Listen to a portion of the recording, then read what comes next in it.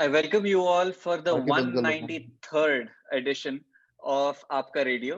And yeah, we have been connecting you with various leaders from different parts of India.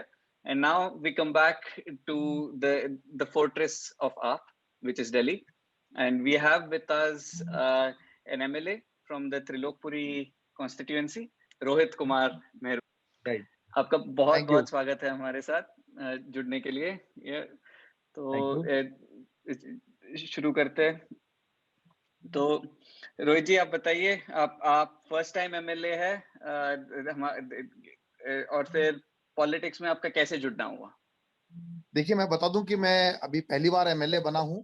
अभी हम्म। जो हमारे 2020 के दिल्ली विधानसभा के चुनाव हुए थे उसके अंदर मैं जीत के आया हूँ। लेकिन उससे जी पहले जी मैं जी। 2017 के अंदर त्रिलोकपुरी हम्म वार्ड नंबर 2 से निगम पार्षद जीता था और हम्म। ईस्ट एमसीडी के अंदर लीडर ऑफ अपोजिशन भी मैं रहा था। जी जी और जी निगम पार्षद और लीडर ऑफ अपोजिशन रहते हुए ही मैंने चुनाव यहाँ पर पार्टी ने टिकट दिया था, आम आदमी पार्टी ने। जी जी और जी। मैं 2020 के अंदर एक एमएलए के तौर पर जीत कर आया हूँ। जी और रही बात जी। कि किस तरह मैं पार्टी में आया और किस तरह मैं राजनीति में आया, तो वो भी मैं आपको बता हम्म देता हूँ कि हम्म मेरे घर में कोई भी आज तक कोई राजनीति में नहीं रहा है। हमारे घर में किसी ने हम्म चुनाव भी नहीं लड़ा। और हम्म नॉन पॉलिटिकल बैकग्राउंड से मैं आता हूँ। बेसिकली मेरे घर में सभी लोग नौकरी पेशा हैं। सभी जी। लोग मेरे दादाजी के जमाने से सभी लोग हॉस्पिटल्स में जॉब हम्म करते हैं। मेरे फादर हम्म दोनों हम्म ईएसआई हॉस्पिटल में जॉब करते थे। मेरे फादर साहब रिटायर है, मम्मी वर्किंग है अभी। और हम्म। मैं थोड़ा अलग फील्ड में चला गया। मैं टीचर था, म्यूजिक टीचर, इंदिरापुरम जी जी जी। गाजियाबाद में सेंट फ्रांसिस स्कूल में मैं म्यूजिक टीचर था, टीजीटी म्यूजिक। हम्म और मैं म्यूजिक कंपोजर हूँ, लिरिक्स राइटर हूँ, हम्म गिटारिस्ट हूँ, कीबोर्ड प्लेयर करता हम्म हूँ। और 15 इयर्स मैंने अशोका होटल में, 5 स्टार होटल में as a one man show मतलब म्यूजिक प्ले किया है। और हम्म लेकिन अरविंद जी की विचारधारा और ये भी आंदोलन शुरू हुआ था, जन लोकपाल आंदोलन, उसी टाइम हम्म से मैं इनके संपर्क में आया। और देश में उस समय लगा कि कोई एक बदलाव की चिंगारी सी भड़की है। और तो जब हम बात करते थे देशभक्ति की, तो हमें एक सही मौका लगा कि हाँ, ये सही समय है देश के लिए कुछ कंट्रीब्यूट करने का। और उस समय की हालात ये थे कि बहुत ज्यादा जिस समय आए दिन भ्रष्टाचार सामने निकल कर आ रहे थे, तो हम लोगों के सामने बड़े ये रहता था कि भाई क्या करें, कि इन लोग इतने भ्रष्ट व्यवस्था के साथ में कैसे मुकाबला करें, कैसे इसको बदलें। तो हमें बड़ा उस समय इम्पॉसिबल लगता था, बड़ा असंभव लगता था कि ये सब कुछ तो इन बड़े नेताओं के हाथ में है और ये हम्म बदलना नहीं चाहते, खुद ही ये भ्रष्टाचारी हैं, तो एक आम आदमी हम्म कैसे बदल सकता है इन सब चीजों को। हम्म तो उस समय जब जन लोकपाल आंदोलन शुरू हुआ था, तो मैं इन लोगों के साथ में लगातार टच में रहा। और उस समय जब आंदोलन में एक उम्मीद लगी कि हाँ कुछ बदल सकता है अब, तो इनके साथ में मैं आंदोलन से जुड़ा था, अरविंद जी के साथ में और पूरी टीम के साथ में। और मुझे याद है अच्छे से कि दिसंबर 2012 के अंदर मेरे पास में मनीष सिसोदिया जी यहाँ पर जब आए थे पहली बार त्रिपुरी में, तो जब पहली बार मेरे घर पर आए थे तो मुझे बड़ी खुशी हुई थी कि वो हमारे हीरो, कि जिनको मैं अक्सर टीवी पर डिबेट्स में देखा करता था, आज मेरे घर पर बैठे हैं। तो का ठिकाना नहीं था। और मैं उसी दिन ठान लिया था कि जब तक मैं एक इस तरह से मैं पार्टिसिपेट कर रहा था कि जब इनके बच्चे लगा करते थे मैं वहां पहुंच जाया करता था और भीड़ का हिस्सा हम हुआ करते थे। लेकिन उस वक्त मैंने ठाना कि मनीष जी को भी मैंने ये बात बोली कि सर मैं अब पूरी तरीके से और पूर्ण समर्पित भाव के साथ में आपके इस आंदोलन में जुड़ना चाहता हूँ, आगे मैं आपके साथ काम करना चाहता हूँ। तो मैंने उसी दिन अपनी 15 साल पुराना जो मेरा म्यूजिक का काम था होटल अशोका में, जो चाणक्यपुरी में बड़ा 5 स्टार जी होटल है, जी जी अपना जी। मेरा खुद खुद का कॉन्ट्रैक्ट था अशोका के साथ में, वो सब मैंने एक ही दिन में छोड़ दिया। मेरे पास क्लासेस भी अपने होम ट्यूशंस वगैरह भी होते थे म्यूजिक के, वो सब छोड़ दी। स्कूल की जॉब मैंने रखी थी ताकि आगे फैमिली के लिए भी चलता रहे सब चीजें, क्योंकि वाइफ हाउस वाइफ है, तो एक साधन भी रहे घर में। तो ये थोड़ा सेक्रीफाइस, बहुत छोटा सा सेक्रीफाइस मैंने किया। मैं ये नहीं कहूंगा, मुझसे भी ज्यादा लोगों ने सेक्रीफाइस किया है, बड़ी बड़ी जी नौकरियां जी छोड़ के वो अपने इसमें आंदोलन में जुड़े। तो इन सब जी। चीज लगे रहे साथ में। संगठन में भी आम आदमी पार्टी में मैंने काम किया। और जब 2017 के चुनाव हुए तो 2017 में मुझे मौका मिला। हालांकि 2013 के अंदर भी मैं जो एमएलए का जो चुनाव था उसमें ऑफिशियली शॉर्टलिस्टेड कैंडिडेट था मैं पार्टी की तरफ से। 5 लोग हम शॉर्टलिस्टेड थे, जिसमें कि हमारे एक साथी को यहाँ से टिकट मिला था। लेकिन जी उस वक्त जरा भी दिल में ये नहीं आया कि भाई कि हम मतलब टिकट नहीं मिला तो कोई नाराज होकर घर बैठ जाए, ये हो जाए। अपने आप को बिल्कुल। इस बात के लिए प्रिपेयर किया होता है कि हम कोई नेता बनने नहीं आए हैं।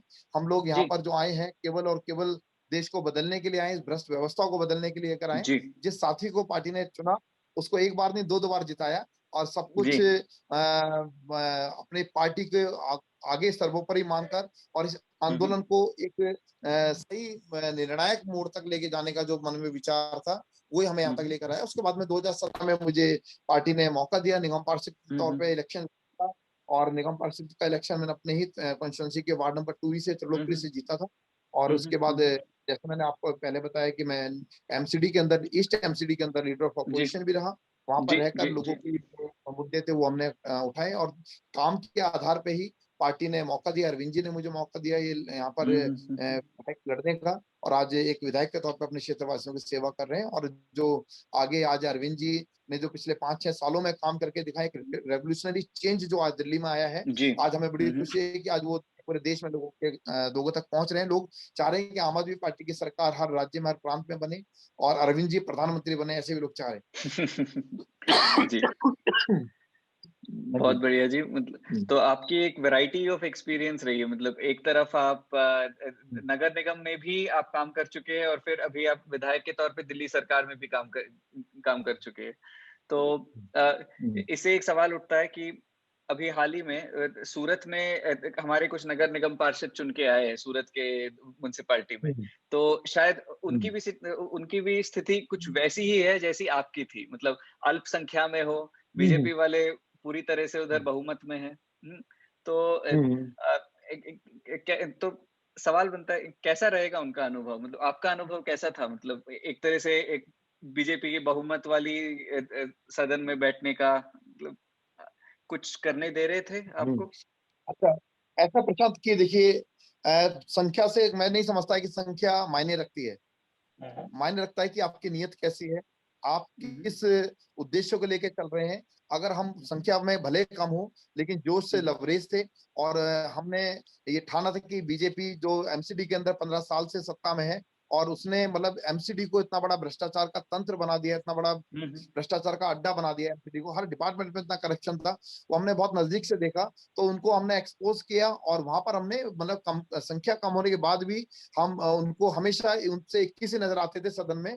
और जो भी मुद्दे होते थे लोगों के जब लगता था कि हमें कि वो कोई भी ऐसा फैसला लेने जा रहे हैं कि जो लोगों के हक में नहीं है, जनता के खिलाफ है, उनके जनता के हितों के खिलाफ है, तो हमने पुरजोर उनका विरोध भी किया। चाहे बात सफाई कर्मचारियों की हो, चाहे एमसीडी के ही अपने और जो क्लास 4 के कर्मचारियों की बात हो, उनको भी हमने बड़े जोर शोर से वहां पर सदन में उठाया है।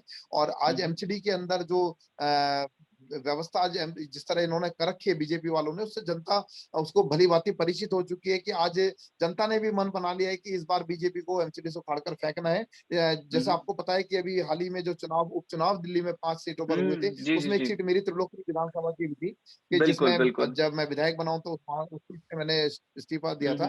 तो वो सीट उसमें भी शामिल थी।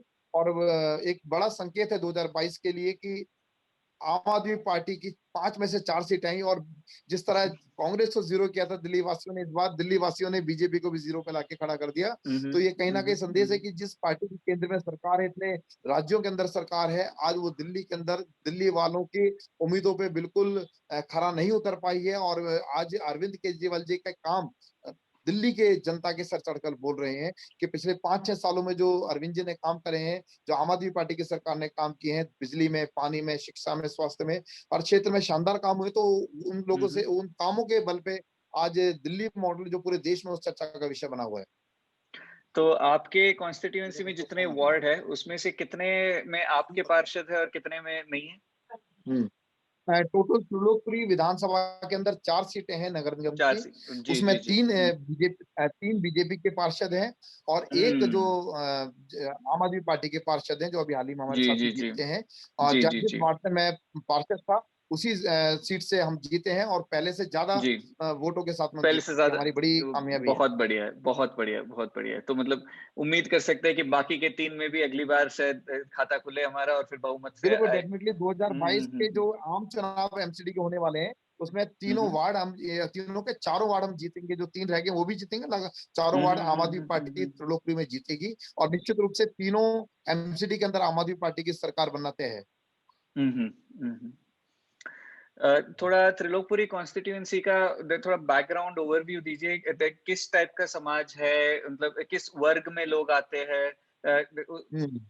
और फिर क्या क्या बोलते हैं इधर, कौन से मुद्दे ज्यादा उठते हैं? क्या बीजेपी की जो नफरत वाली राजनीति है, क्या त्रिलोकपुरी में चली है किसी हद तक, या फिर मतलब या फिर जो कास्ट वाली, एक जात को दूसरे जात से दुश्मनी कराने वाली राजनीति, वो चलती है त्रिलोकपुरी में? कि मुद्दे क्या है वहां पे? देखिए प्रशांत, ये त्रिलोकपुरी विधानसभा रिजर्व सीट आती है, एससी रिजर्व जी, सीट है, आपको बता दूं। जी, जी। और यहाँ पर जो त्रिलोकपुरी जो इलाका है, पूरा त्रिलोकपुरी ब्लॉक नंबर 1 से 36 तक जितने हुँ, ब्लॉक हुँ। आते हैं, एंटायर त्रिलोकपुरी का इलाका इसमें आता है। हुँ, हुँ। त्रिलोकपुरी के अंदर ही हमारे दो विलेज आते हैं। चिल्ला विलेज हमारे पास में है, कोटला जी। विलेज हमारे त्रिलोकपुरी कॉन्स्टिट्यूंसी में आता है। न्यू अशोक नगर एक पूरा इलाका है जो वार्ड नंबर 4 में आता है। हुँ, हुँ। और वो पूरा जो इलाका है, वो थोड़ा सा एक बीच में नहर है, उसके उस हुँ, तरफ हुँ। का इलाका वहां पर पड़ता है। हुँ, हुँ, कि हुँ, जो हुँ। अभी अनऑथराइज कॉलोनी पूरा इलाका आता है जिसमें। और न्यू अशोक नगर वार्ड के अंदर ही जो एक ईस्ट एंड अपार्टमेंट आता है, कि जो हुँ, बहुत हुँ। बड़ा अपार्टमेंट है। उसके साथ ही हमारी 14 सोसाइटीज हमारे पास में ये मयूर हुँ, विहार हुँ, एक्सटेंशन की आती हैं, जो त्रिलोकपुरी हुँ। विधानसभा में आती हैं। उसके अलावा हमारे यहाँ पर मयूर विहार फेज 1 के पॉकेट 1, 2, 3 एंड 5 हमारे पास में आता है। 4 जो हुँ, है हुँ, पटपड़गंज हुँ, हुँ। विधानसभा में पॉकेट। तो जी। आप समझ सकते हैं, लगभग लगभग पूरा मयूर विहार फेज 1 पॉकेट्स हमारे पास में, पॉकेट 4 को छोड़ के हमारे पास में हुँ, 14 हुँ, हुँ। सोसाइटीज हमारी मयूर हुँ, एक्सटेंशन की हुँ। आती हैं। चिल्ला विलेज, कोटला विलेज और पूरा त्रिलोकपुरी। तो त्रिलोकपुरी विधानसभा में आपको मैं बता दूं, सबसे ज्यादा जो लोग हैं वो त्रिलोकपुरी के अंदर बसते हैं। एक रिसेटलमेंट कॉलोनी है, पुनर्वास कॉलोनी है। हुँ, हुँ, 1976 हुँ। में ये कॉलोनी बसी थी। और इसके अंदर सबसे ज्यादा जो मैं कहूँ आपको, दलित समाज के वोटर्स बहुत हुँ, ज्यादा हुँ। तादाद में है। जी, अल्पसंख्यक समाज के भी भाई यहाँ पर रहते हैं, साथी रहते जी, हैं। तो वार्ड जी। नंबर 4 है, वहाँ पूर्वांचल के लोग बहुत अच्छी तादाद में यहाँ पर रहते हैं। लेकिन हुँ, जब हुँ। कहें तो कुल मिलाकर यहाँ पर जो गरीब तबका है वो यहाँ पे अच्छी खासी संख्या में बसता है। जी। सबके मुद्दे यहाँ पर जो अभी तक रहे हैं, जो अभी तक की सरकारों ने जो काम किया है उसको लेके लोगों में खासी नाराजगी यहाँ पर रही, कि हुँ, जो हुँ। बुनियादी सुविधाएं लोगों को मिलनी चाहिए थी, अभी तक उससे लोग बड़े महरूम थे एक तरह से, जब तक आम आदमी हुँ, पार्टी की सरकार नहीं बनी थी। अगर बात हुँ, करें, हुँ। सबसे बड़ी जो कमी जो यहाँ पर थी, वो जो हमारे गवर्नमेंट स्कूलों की हालत बड़ी बदतर थी। क्योंकि गवर्नमेंट जी, स्कूल में हमारे यहाँ पर जितनी आबादी है, आप समझ सकते हैं कि मयूर विहार के जो सोसाइटीज और ये पॉकेट्स को छोड़ के बाकी सारा इलाका ऐसा था कि जहाँ के बच्चे सब ज्यादातर सब गवर्नमेंट स्कूल में पढ़ते थे। हम भी खुद गवर्नमेंट स्कूल से ही पढ़े, त्रिलोकपुरी से जी। ही। तो मैं जी, जी, बताना जी। चाहूंगा कि यहाँ पर जो स्कूलों की हालत इतनी बदतर थी कि उसको लेके लोगों में काफी ये लगता था कि हाँ यार, हम भी अगर पैसे वाले होते तो हम भी अपने बच्चों को अच्छी प्राइवेट हुँ, स्कूलों हुँ, में हुँ, अच्छी हुँ। एजुकेशन दिलाते। लेकिन आज खुशी की बात यह है कि जो यहाँ पर जो बदलाव हुए पूरी दिल्ली के अंदर, आज सरकारी स्कूलों के अंदर क्रांतिकारी बदलाव है। तो आज हर गरीब आदमी बड़ा फक्र से सीना चौड़ा करके बताता है कि हमारे बच्चे दिल्ली के गवर्नमेंट स्कूल में पढ़ रहे हैं। वो गवर्नमेंट स्कूल जो प्राइवेट स्कूलों से भी कहीं बेहतर आज बन चुके हैं। तो ये हुँ, तो हुँ, अपना आप हुँ, में हुँ। बहुत बड़ा बदलाव आया है। अच्छा, जो रही जी। बात समस्या की, तो काफी पुरानी कॉलोनी है। इसके अलावा सड़कें वगैरह यहाँ त्रिलोकपुरी में तो बहुत अच्छी बनी हुई है। वो न्यू अशोक नगर में जो थोड़ा वैसा इलाका अभी है, कच्ची कॉलोनी जिसे कहते हैं, रिसर्ट अभी जो अभी वहां पर कुछ जगह सड़कें वगैरह बनवाई गई हमारी सरकार के हुँ, द्वारा हुँ। पिछले 3-4 सालों में, जहां पर नहीं थी। बहुत अच्छा वहां पर काम हुआ है। हुँ, पानी को हुँ। लेकर कुछ समस्याएं हैं हमारे इलाके में, क्योंकि हुँ, पुरानी हुँ। कॉलोनी है। 35-40 साल पुरानी लाइनें, पाइपलाइन यहाँ पर डली हुई है। तो उनको जी। लेकर थोड़ा सा दिक्कत हमारे लिए चैलेंजिंग है। हम बड़े हुँ, युद्ध हुँ। स्तर पे यहाँ पर काम चल रहा है कि जहाँ पर ज्यादा समस्या है वहां पर पाइपलाइन भी हम बदल रहे हैं। और हुँ, हुँ। अभी हमारे यहाँ पर काफी अच्छा काम भी चल रहा है पानी को लेके। अभी अ, हमारे एस्टर पब्लिक स्कूल, यहाँ पर एक पब्लिक स्कूल है, उसके पास में एक यूजीआर नया जल बोर्ड का बनने जा रहा है। हुँ, बनने हुँ। जा रहा है, क्या है कि उसका काम लगभग 80% पूरा हो चुका है। तो वो जी, जी, कंप्लीट जी। होने वाला है। और उसके बाद में जो पानी की समस्या भी मैं समझता हूँ कि अगले कुछ महीनों में खत्म हो जाएगी यहाँ पर। हुँ, और हुँ। बाकी कुल मिला के जो लोगों की समस्या रही है, और जो लाइट की जैसे बड़ी समस्या रहा करती थी आम आदमी पार्टी की सरकार जब नहीं थी, लोग गरीब लोग रहते हैं, भारी भारी बड़े बिलों से बड़े परेशान थे। 6,000 7,000 8,000 रुपए की मजदूरी महीने पे करने वाले लोग, हम्म, और जब जिस समय 2,000 2,500 रुपए के बिजली के बिल भरा करते थे, लोग बड़े परेशान थे। बिल्कुल। लेकिन आज लोग मेरे पास आकर बढ़ाते हैं, बताते हैं अपनी बात की अरविंद जी की सरकार जब सही है, बड़ी दुआएं देते हैं, दोनों हाथों से हमें आशीर्वाद देते हैं कि आज हमारे लगभग 3 से 4 हजार रुपए महीना बच रहा है। आज जो गरीब जनता है, 200 यूनिट तक लोगों के बिल, हमारे त्रिलोकपुरी में ज्यादातर लोगों के घरों के अंदर 200 यूनिट तक फ्री में मतलब बिजली इस्तेमाल की जा रही है। 400 यूनिट तक आधे दाम पर बिजली मिल रही है, तो लोगों में इसका फायदा मिला है। अभी इस कोविड के दौरान पिछले 1 साल के अंदर बहुत विकास कार्य इतनी गति से नहीं हो पाए थे, क्योंकि सरकार का पूरा ध्यान कोविड के ऊपर, लोगों को जिंदगी बचाने के ऊपर ध्यान था, हम सबका भी, हमारी सरकार का भी। जी तो जी। सरकार ने जो काम किए हैं, खास तौर से त्रिलोकपुरी के अंदर मैं आपको बताऊं कि 2 टाइम का खाना पूरी दिल्ली में 10 लाख लोगों को दिया गया। हम्म। त्रिलोकपुरी के अंदर हमारे बहुत सारे मजदूर तबका रहता है, कि जो बहुत से प्रवासी मजदूर भी यहाँ पर रहते हैं जी आज भी। तो जी। उनके लिए भी बहुत अच्छी मदद रही कि हमने 2 टाइम का खाना स्कूलों में यहाँ पर प्रोवाइड कराया लोगों को। मैं हम्म खुद जाकर रोजाना वहां पर देखा करता था कि किस तरह लोगों को खाना मिल रहा है। यहाँ पर जिन लोगों के पास राशन कार्ड है, लगभग 25,000 लोग हमारे यहाँ पर ऐसे हैं विधानसभा में जिनके पास राशन कार्ड है, उनको हम्म। राशन, दुगना राशन दिया गया। उसके अलावा जी। जिनके पास राशन कार्ड नहीं है, ऐसे लोगों को भी राशन भरपूर मात्रा में दिया गया। और एक और अभी बहुत अच्छी अनूठी पहल दिल्ली सरकार ने की है कि डोर हमारे स्टेप दिल्ली डिलीवरी। सरकार के स्कूल में पढ़ने वाले जो बच्चे हैं, उनको भी या जो मिड डे मील मिला करता था, बच्चे तो अभी स्कूल में नहीं आ रहे हैं, तो उनके बिल्कुल पोषण का बिल्कुल। भी ख्याल रखा जा सके, उनके जी उनका जी कहीं ना जी। कहीं ये पोषण उससे समझौता ना हो। तो उसको लेके या दिल्ली सरकार बहुत अच्छी स्कीम लेकर आई कि ड्राई राशन उन बच्चों को दिया जा रहा है, और हमारे सभी स्कूलों में बच्चों को ड्राई राशन यहाँ पर बांटा जा रहा है। तो इस प्रकार की योजनाएं जो दिल्ली सरकार लेकर आई, बहुत अच्छा काम किया। जो लॉकडाउन के दौरान भी और कोविड के दौरान मजदूरों को 5-5 हजार रुपए दिल्ली सरकार ने उनके अकाउंट में डलवाए। जो हमारी विधवा बहनें हैं, उनके अकाउंट में भी 5-5 हजार रुपए, एक दुगनी पेंशन, जो 2,500 रुपए पेंशन मिल रही है पूरे देश में, इतनी पेंशन कहीं भी नहीं है। बुजुर्गों को भी पेंशन बढ़ा के दुगनी पेंशन यहाँ पर दिल्ली सरकार ने दी है। तो कुल मिलाकर जो गरीब जनता को अगर सीधे सीधे फायदा अगर पहुंचाने का किसी ने काम किया, तो दिल्ली सरकार ने सबसे बढ़ चढ़कर काम किया है। बहुत खूब, बहुत खूब। तो रोहित जी के लिए कोई सवाल? Yeah, this is Ashok. Yes Rohit Ashok ji please. नमस्कार। मैं नमस्कार लास्ट अशोक सवाल जी। से ही कंटिन्यू करूंगा। हाँ नमस्कार। आपने जिस हम्म। तरह से जवाब दिया ना, मतलब एक एक चीजें आपने गिन के बताई, तो मुझे मेरा 2 सवाल। जी बोलिए। तो ये आप कैसे करते हैं? हाँ, और ये जो काम जो आपने किया है, उससे पहले आपने कुछ सर्वे किया होगा ना कि वो क्या चाहिए, वो आपने कैसे किया? मतलब ये पूरा जो लिस्ट जो है वो आपने कैसे बनाया? देखिए, मैं आपको बता दूं कि मैं जहां रहता हूं, जिस कॉलोनी में रहता हूं, ये कॉलोनी 1976 में बसी थी, त्रिलोकपुरी। और 1976 का मेरा जन्म है इसी कॉलोनी का। तो जितना इस कॉलोनी को समय हो गया, उतना ही समय मुझे हो गया। ज्यादातर जो लोगों की मूलभूत समस्याएं हैं, उनसे मैं पहले से ही वाकिफ हूँ, क्योंकि मैं कहीं बाहर से नहीं आया, इसी जगह रहता हूँ। अच्छा, और बाकी लोगों से हम जमीनी स्तर पे जुड़े हुए हैं। लोग हमें खुद आकर बताते हैं कि हमारे फला इलाके में, फलानी गली के अंदर ये समस्या है, ये दिक्कत है। तो उसके लोगों की जरूरतों के हिसाब से उनके प्राथमिकताओं के आधार पे हम काम करते हैं, और चरणबद्ध तरीके से उनको पूरा करने का प्रयास भी करते हैं। तो लोगों से जुड़े हुए हैं। मैं आपको बता दूं, त्रिलोकपुरी इलाके में मैं रहता हूँ आज भी। त्रिलोकपुरी ब्लॉक नंबर 17 में मेरा घर है। और जितना पहले हुआ करता था कि भाई एक कोई एमएलए बन गया तो जनता से दूर हो गया, और लोग बात करने से भी डरते थे, उनके जो लोग होते थे वही बाहर तक पहुंच लेते, नहीं जी एमएलए साहब तो बिजी हैं। मेरे पास में सुबह 6 बजे से लोग आने शुरू हो जाते हैं, घर का दरवाजा खटखटाना शुरू कर देते हैं। रात को 10 बजे तक, 11 बजे तक लोग घर पर आते रहते हैं मेरे पास में। ऑफिस में आते हैं। जितना लोग, मतलब ये नहीं, मतलब लोग इतने ज्यादा फैमिलियर हैं कि वो उनको पता है कि कहीं भी चले जाएं, चाहे घर पर चले जाएं, चाहे ऑफिस में चले जाएं, काम वहां पर उनका होना ही है। लोग आते हैं, ना केवल बिजली पानी सड़क की या स्कूल की समस्या लेकर लोग आते हैं। लोग इतने ज्यादा मतलब अपनापन समझते हैं, और इतना ज्यादा भरोसा करते हैं कि अपने पारिवारिक जो उनकी जरूरतें हैं या पारिवारिक झगड़े हैं, उन तक की बात लेके हम तक पहुंच जाते हैं। तो लोगों से इस हद तक जुड़े हुए, तो उसमें कोई दिक्कत नहीं होती है। बाकी इलाके में घूम घूम कर जो हम सर्वे करते हैं, जैसा आपने कहा भी, तो उससे भी पता लगता है कि कहाँ पर किस लोग, किन तरह के लोगों को क्या क्या दिक्कत है, हमें क्या क्या लोगों के लिए सरकार के मार्फत वो सुविधाएं पहुंचानी है। हाँ अशोक जी। हाँ जी।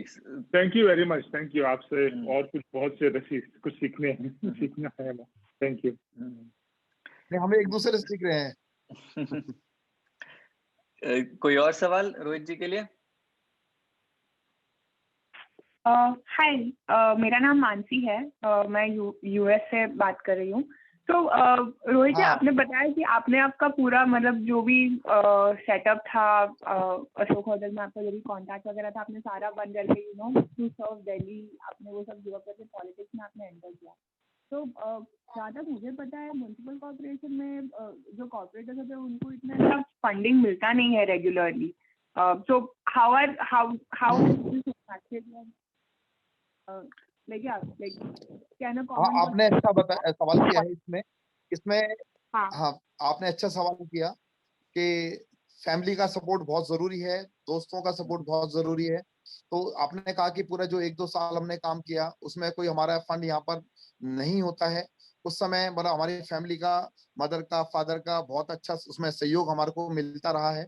और मेरे बहुत सारे स्टूडेंट्स भी हैं, वो भी मुझे सपोर्ट करते रहे हैं हर तरह से। जो आज भी मेरे पास में आते हैं म्यूजिक सीखने के लिए, तो वो जो पहले ट्यूशन लिया करते थे मुझसे, और आज भी वो मेरे को अच्छा सपोर्ट करते हैं। जब भी इलेक्शन का टाइम आता है तो बढ़ चढ़ के हर तरह से मुझे सपोर्ट करते हैं। फैमिली का सपोर्ट बहुत अच्छा रहा है। और मैं अकेला बेटा हूँ अपने मदर फादर का। 2 छोटी बहनें हैं, तो दोनों की शादी हो गई है। मैं मदर फादर के साथ ही रहता हूँ। और बहुत से लोग कहते हैं ना कि नहीं जी, मदर फादर मेरे साथ रहते हैं, पेरेंट्स साथ रहते हैं। नहीं, मैं उनके साथ रहता हूँ, क्योंकि मैं हमेशा बच्चा रहूंगा उनका, और मैं चाहे कितना भी काबिल क्यों ना हो जाऊं। तो मैं उनके साथ में रहता हूँ और उनका मेरे को भरपूर सपोर्ट रहता है हर तरह से। आज मैं जो भी कुछ हूँ और उन्हीं के माता पिता के आशीर्वाद से हूँ। और इस दौरान उन्होंने बहुत अच्छा सपोर्ट किया।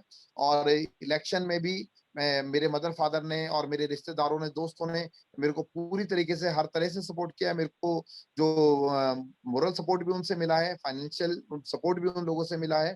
तो हर तरह मेरे कदम कदम पे खड़े रहे साथ में। और हाँ, मेरे मतलब इन लॉज का भी मतलब बहुत बड़ा हाथ है मेरे पूरा उनका। मेरी वाइफ शशि हैं, मैं चाहूंगा कि वो भी एक बार ज्वाइन करें, मेरे साथ ही जी जी बैठे हैं। जी, जरूर तो जरूर। अच्छा, आ जाओ। तो इनका भी मुझे बहुत सपोर्ट मिलता है, इनकी पूरी फैमिली का। और इनके भाई, इनके जो पापा, हमारे ससुर साहब, वो पूरा सपोर्ट करते हैं हमें। शशि आ जाइए, नमस्कार जी। मेरी वाइफ नमस्कार शशि जी। हैं। इस हाँ, जानते हैं सभी लोग, बहुत देख रहे बहुत हैं। शुक्रिया आपका। ये मेरे हेलो। ये मेरा बेटा भी जाग रहा है, नैतिक। हेलो। हाँ जी, बहुत बहुत शुक्रिया आपका। आपने रोहित भाई को सपोर्ट किया। आपके सपोर्ट के बिना शायद ये आज विधायक नहीं बन पाते, शायद ये आज इतने लोगों की सेवा नहीं कर पाते। बहुत बहुत शुक्रिया। हाँ, थैंक यू सो हाँ, much, thank you so much. मतलब दिख रहा है ऐसे कि एक वो जी एमएलए जी या जी, फिर एक ऐसे पास है तो उनके पीछे कितने लोगों का ऐसा हाथ होता बिल्कुल है। बिल्कुल थैंक यू सो बिल्कुल। Much everyone. नहीं, हाँ हाँ, बिल्कुल एक आदमी को बनने के लिए अकेले दम पे कोई कुछ नहीं कर सकता। जब बिल्कुल। तक लोगों का समर्थन साथ में ना हो, लोगों का साथ। हमारी पार्टी के कार्यकर्ताओं ने बहुत दिन रात मेहनत करी। और मैं हमेशा कहता हूं भरे मन से इस बात को कि हमारे आम आदमी पार्टी के जो क्रांतिकारी साथी हैं, उनका तोड़ के पूरी दुनिया में कहीं नहीं है। हमें याद है कि 2013 का इलेक्शन, मैं इलेक्शन लड़वा रहा था, उस समय लड़ नहीं रहा था, पार्टी को लड़वा रहा था। तो मुझे याद है कि जहां कांग्रेस, बीजेपी और दूसरी पार्टी के जो वॉलंटियर्स हैं, उनके लिए बड़ी दावत का इंतजाम था। उनके लिए हर, आप समझ सकते हैं कि किस तरह का इलेक्शन यहाँ पे होता है। उनके लिए नॉन वेज भी और वेज भी, और दूसरे जो शौक करने वाले उनके लिए उसके लिए भी इंतजाम थे। लेकिन हमारे आम आदमी पार्टी के जो वॉलंटियर थे, मुझे याद है कि वो 2 रोटी भी अपने कागज में लपेट के लंच के लिए पॉकेट में रख के लेकर आते थे। हम भी उनमें से एक थे कि हमें ये नहीं था कि जाएंगे तो वहां पर हमें लंच भी मिलेगा या कुछ खाने को मिलेगा। तो वो भी अपने इंतजाम घर से लेकर आते थे। तो वो क्रांतिकारी साथी हैं कि जिनको ना तो कोई उन्हें खाना चाहिए, ना उन्हें कोई अच्छा, उनको कोई उम्मीद है कि नहीं अच्छा हमारे को दावत मिलेगी, अच्छा खाना पीने को मिलेगा, तभी हम काम करेंगे। तो वो तो अपने मतलब जुनूनी लोग हैं हमारी पार्टी के कार्यकर्ता। और आज उनकी मेहनत की और उनके समर्पण की वजह से ही आज हमें मौका मिला है अपने इलाके की नुमाइंदगी करने का, अपने लोगों की सेवा करने का। और आज हमें बड़ी खुशी है कि आज हम लोगों को वो एक जो गुड गवर्नेंस की बात हम अभी तक सपना देखा करते थे, आज वो डिलीवर कर पा रहे हैं। और लोग उससे खुश भी हैं कि आज सरकार का मतलब ये होता है कि जो सबसे गरीब तबका है उसको उठाने का प्रयास करे, उसको मुख्य धारा में लाने का काम करें। तो आज हम वो काम कर रहे हैं। और आज हमारे डिप्टी सीएम साहब मनीष सिसोदिया जी भी कहते हैं कि अच्छी शिक्षा वो होती है कि जो बच्चों को बड़े सपने देखना सिखाए। तो आज बिल्कुल हमें बड़ी खुशी है बिल्कुल। कि दिल्ली सरकार के स्कूल में पढ़ने वाले बच्चे ना केवल बड़े सपने देख रहे हैं बल्कि उनको साकार भी कर रहे हैं। जी जी जी, ये सबसे बड़ी क्रांति है सच में। सबसे बड़ी। प्रशांत, शायद उस I have वर्ग के लोगों ने। हाँ। Yes, Prashant, I have a business. question. Yes या प्लीज। विजय लक्ष्मी है। रोहित जी, मैं विजय लक्ष्मी बोल रही हूँ यहाँ डैलस से, और आपके बारे नमस्कार में जी। बहुत कुछ आपके बारे में बहुत कुछ सुना है। राहुल से बार बार जिक्र करता रहता है आपका, तो मैं भी वेट कर रही थी कि कभी आप कॉल पे आएंगे। और राहुल रोहित जी मुझे कनाडा से। हाँ, हाँ बोलिए। मेरा भाई राहुल तोमर, राहुल की बात कर राहुल रहे हैं। तोमर, राहुल तोमर, तो राहुल तोमर, बेबी अच्छा। Muffler man. राहुल तोमर की, अच्छा अच्छा अच्छा अच्छा। राहुल तोमर जी हमारे हाँ हाँ टीम के बहुत मजबूत साथी हैं। और मैं बाकी हाँ लोगों को हाँ बता दूं जिनकी राहुल तोमर जी की बात कर रहे हैं, वो अपने बच्चा देखा होगा हाँ, लिटिल मफलर मैन, उनके हाँ फादर हैं जी राइट। जी उस जी बच्चे के। जी। हाँ हाँ हाँ। तो वो हमारी ही कॉन्स्टिट्यूंसी में रहते हैं, मयूर विहार पॉकेट 3 में रहते हैं। और हमारी टीम के बहुत मजबूत साथी हैं, दिन रात मेरे साथ दौड़ते रहते हैं। तो राहुल जी और बहुत अच्छे इंसान हैं। और मैं समझता हूँ कि जो खुद अच्छे होते हैं उनको पूरी दुनिया अच्छी लगती है। बिल्कुल, तो मैंने उसे बहुत बार कहा है कि आपको भेज दें हमारे कॉल पे, क्यों नहीं आ रहे हैं, बाकी एमएलए तो इतने बिजी हो गए हैं, उनसे कांटेक्ट संपर्क करना मुश्किल हो गया है। ओके रोहित जी, मेरा एक सवाल था कि हमारे जो मुस्लिम वोटर्स हैं वो काफी अपसेट हुए, और थोड़ा उसका असर ये इलेक्शन, म्युनिसिपल इलेक्शन में भी दिखाई दिया। क्या हम कर रहे हैं कोशिशें, क्योंकि हमारे बहुत सारे वॉलंटियर्स भी अपसेट हैं इस बात से कि हमको जितना करना चाहिए था हमने शायद उतना नहीं किया। तो आप इस चीजों को, आपसे भी लोग मिलते होंगे, आपके भी सपोर्टर्स हैं बहुत सारे, तो वो भी आपको पूछते होंगे बिल्कुल सवाल, बिल्कुल। तो आप किस तरीके से उनको एक्सप्लेन करते हैं, और ये सिचुएशन आपको कैसे लगता है कि कब ठीक होगा ये जो देखिए, नाराजगी जहां तक बात है कि जो लोग नाराज होते हैं, कि मैं उन लोगों को यही कहना चाहूंगा कि मुस्लिम केवल जो हमारी पार्टी है सभी के लिए सोच के चलती है। अरविंद केजरीवाल जी केवल मुसलमानों के नेता नहीं है, केवल दलितों के नेता नहीं है, वो केवल एक पर्टिकुलर किसी जाति के नेता नहीं है। वो एक ऐसे क्रांतिकारी नेता है कि जो हर तबके को साथ में लेकर चलते हैं, समाज के हर वर्ग को साथ में लेकर चलते हैं। तो अब खास तौर से कि आपको मैं बता दूं कि बीजेपी जो चाहती है, बीजेपी आप ये चाहती है कि अरविंद केजरीवाल जी भी कांग्रेस की तरह खुल के अपना आप को ये ऐसे कर लें कि भाई वो केवल मुसलमानों के नेता है या मुसलमानों की पार्टी है, वो ऐसा ठप्पा लगाना चाहते हैं। लेकिन अरविंद जी को मैं सल्यूट करना चाहूंगा कि वो इनके कभी भी जाल में नहीं फंसे हैं इन चीजों को लेके।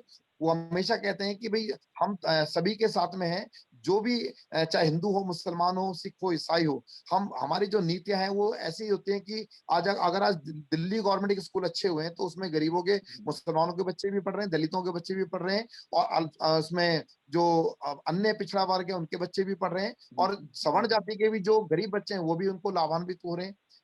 तो अब अगर जो पर्टिकुलर जो मुद्दे आपने जो बात करी है कि मुसलमानों की, कि वो पूरी तरीके से संतुष्ट नहीं है, और कुछ मुद्दे रहे हैं, चाहे दिल्ली दंगों की हम बात करें, तो दिल्ली उसकी भी बात करें, तो पहली ऐसी सरकार रही कि इतने कम समय के अंदर ढूंढ ढूंढ कर इतने सारे लोगों को, 2,500 से ज्यादा लोगों को मुआवजा मिला है दिल्ली सरकार से। है तो ये कोई छोटी बात नहीं है कि इतने कम समय के अंदर इतने इतने साल दंगे भी हुए, देश में हो गए इतने सारे दंगे अब तक देश में हो चुके हैं, कभी मुआवजा नहीं मिला है। हमने बगैर किसी भेदभाव के हर पीड़ित परिवार को, ना केवल मुस्लिम समाज को, हिंदू परिवार में भी जो लोग इन दंगों के अंदर जिनके घरों का नुकसान हुआ, जिनके जान माल का नुकसान हुआ, उनको भी राहत देने की काम की सरकार ने दिया। रही बात, कुछ ऐसे मुद्दे हैं कि जिनको लेकर अक्सर हमारे सामने भी सवाल आते हैं मुस्लिम समाज की तरफ से, कि चाहे वो मरकज की बात हो, चाहे वो ताहिर हुसैन की बात हो, उनको लेके हम यही कहते हैं कि देखिए, सरकार ने जो जो भी कहा है, कि अरविंद जी ने कहा कि भाई हम गलत काम में किसी के भी साथ नहीं है, हम केवल ये देखते हैं कि भाई कौन सही है कौन गलत है। अगर लगता है कि कोई आदमी गलत है तो न्यायपालिका अपना काम करेंगे, अपना जो हमारा कानून है देश का वो अपना काम करेगा। हाँ, अगर किसी के साथ में जाती हो रही तो हम उसके तरह हर तरह से खड़े रहेंगे, किसी मासूम के साथ में नाइंसाफी ना हो उसका भी सरकार पूरे ध्यान रख रही है। बट रोहित, ये तो मैं जर्नलिस्ट हूँ, तो ऑब्वियसली बीजेपी की स्ट्रेटेजी भी खूब समझती हूँ, और कांग्रेस का जो नेगेटिव कैंपेनिंग हमारे अगेंस्ट हो रहा है वो भी खूब समझती हूँ। लेकिन जहाँ ताहिर हुसैन की बात है, वो तो बिल्कुल इनोसेंट है, उसको तो फ्रेम किया गया, ये तो हम सब जानते हैं। देखिए, हम भी तो आज भी हम मानते हैं, सुनिए, हम भी ऐसा मानते हैं। हमारे मेरे अपने साथी रहे हैं नगर निगम में, मेरे वो साथ में थे, पार्षद रहे हैं ईस्ट सिटी में, हमारे बहुत अच्छे उनसे अच्छे ताल्लुकात हैं। लेकिन अभी तक मतलब ये मेरा भी दिल ये मानता है कि ताहिर हुसैन बिल्कुल बेगुनाह है, लेकिन अभी उनका मामला कोर्ट में चल रहा है, विचाराधीन है, और उसमें अंदर जो मामला कोर्ट में चल रहा था उसके ऊपर मैं नहीं समझता कि उसके ऊपर कोई कमेंट करना ठीक होगा। ओके, ठीक है रोहित, जब मुस्लिम्स आते हैं तुम्हारे पास वोटर्स, अब उनका गुस्सा थोड़ा बहुत शांत हुआ है रिलीफ मिलने के बाद? बस मुझे ये पूछना था कि या अभी नहीं, भी वो ऐसा नहीं है। नाराज मेरी कॉन्स्टिट्यूंसी में ऐसा कोई गुस्सा नहीं है। मैं आपको बता देता हूँ कि हमारे यहाँ पर अभी जो चुनाव हुए हैं, बाई इलेक्शन मेरे हाँ, त्रिलोकपुरी विधानसभा में भी हुआ है, वार्ड नंबर 2 के अंदर, उसमें दिल खोल के सभी मुस्लिम वोटर्स ने एक तरफा वोट किया आम आदमी पार्टी को। यहाँ पर कोई असर नहीं है हमारे यहाँ पर, तो इस तरह का कोई नाराजगी का मतलब ही नहीं है। ब्लॉक नंबर जी 15 हमारे यहाँ पर जो सबसे मुस्लिम बहुल इलाका है, एक तरफा आम आदमी पार्टी को वोट पड़ा है इस इलेक्शन ओके, में, जी बाई थैंक इलेक्शन यू में मैं बता रोहित। रहा हूँ। Okay, thank you thank Rohit you, for thank your you. very good answers, and Rohit, thank you for your wife also coming on the show. पहली बार ऐसा हुआ है कि कोई अपनी बीवी को भी हमारे सामने ले आया। तो नहीं, देखिए, मैं तो अब घर में बैठा हूँ, तो परिवार से भी मैं मिलाना, मेरा फर्ज है कि बैठे हैं तो लोग बिल्कुल ऐसे नहीं बिल्कुल पॉलिटिकल बिल्कुल, हैं, तो हम तो पारिवारिक लोग हैं, हमें भी नेता अच्छा वेता लगता नहीं है। है। हाँ। बिल्कुल, हम हमें भी अच्छा लगता है, हम भी चाहते हैं हम भी लीडर्स के साथ ऐसे ही मिले, पर बिल्कुल परिवार की तरह। तो थैंक यू वेरी मच। या Prashant Gaur. Thanks a lot Vijay for your questions. हाँ जी, जैसे आप बता रहे थे कुछ देर पहले कि किसी एक इंसान को लीडर बनाने के लिए एक पूरा संगठन, एक पूरा परिवार, बहुत बड़ा बैकग्राउंड पीछे लगता है। तो आज की तारीख में अगर किसी को लीडरशिप पे पहुंचना है, कोई आंदोलन चलाना है, कोई संगठन बनाना है, तो उसके लिए कितना मुश्किल हो गया है। मतलब गरीबी इतनी ज्यादा है, बेरोजगारी इतनी ज्यादा है। तो मतलब आपका तो काफी अच्छा था कि मतलब आपको फैमिली सपोर्ट मिला, पर शायद मतलब पिछड़े वर्ग से लोगों को पॉलिटिक्स में लेके आना, लोगों को एक्टिविज्म में लेके आना शायद बहुत मुश्किल नहीं हो गया है क्या? हमारी पार्टी क्या कर रही है उसको बढ़ाने के लिए? देखिए, मैं ये समझता हूँ कि आपके अगर इरादे मजबूत हैं, तो कोई भी बाधा कुछ मायने नहीं रखती। जरूरी नहीं कि कोई भी आंदोलन खड़ा करने के लिए आपको बहुत करोड़ रुपए चाहिए, बड़े बड़े पूंजीपतियों का साथ चाहिए। आपके सामने जीता जागता उदाहरण है अरविंद केजरीवाल का, कि उनके पास में कोई अंबानी अडानी का समर्थन नहीं था। बिल्कुल मंच बिल्कुल। लगाने के लिए भी कोई ऐसा नहीं था कि कोई बड़ी फंडिंग की जा रही हो। लोगों से हमने वो समय देखा है कि जब चादर हम लोग बिछाकर लोगों से 10-10 रुपया मांगा करते थे आंदोलन के लिए और पार्टी बनाने के लिए, उस तरह से ये लोगों के 10-10 रुपए जो चादर में डाले गए थे, ये उससे पार्टी खड़ी हुई है, आंदोलन ये उससे खड़ा हुआ है। अगर आप ईमानदारी की राजनीति कर रहे हैं, आपकी नीयत सही है, अगर आपकी नीयत अच्छी है, तो कोई भी राह आपके लिए मुश्किल नहीं है। आप अपनी राह में आगे भी बढ़ेंगे और कामयाबी भी आपको आपके कदम चूमेगी। मैं ये मानता हूं कि आप, अगर आपकी नीयत अच्छी है, नीयत से सब कुछ चीजें डिपेंड करती है। अगर आपकी नीयत अच्छी है, तो आपका आंदोलन भी आगे लेके चल सकते हैं, और लोग आपको याद भी करेंगे। बहुत सारे लोग ऐसे आते हैं कि जो जिन्होंने बहुत बड़े बड़े आंदोलन खड़े करे और बहुत बड़ी एक राजनीतिक बदलाव भी देश के अंदर लेकर आए हैं। और उनको जो लोग नहीं बिकते, मैं आपको बताता हूँ कि मान्यवर काशीराम जी बोला करते थे जी कि जो नेता बिकते नहीं है ना, जो नेता बिकते नहीं है, उनके मरने के बाद उनके पोस्टर बिका करते हैं। बहुत बढ़िया सेइंग है। बिल्कुल बिल्कुल बिल्कुल। तो हाँ हाँ ये हाँ। चीज बड़ी चीज होती है।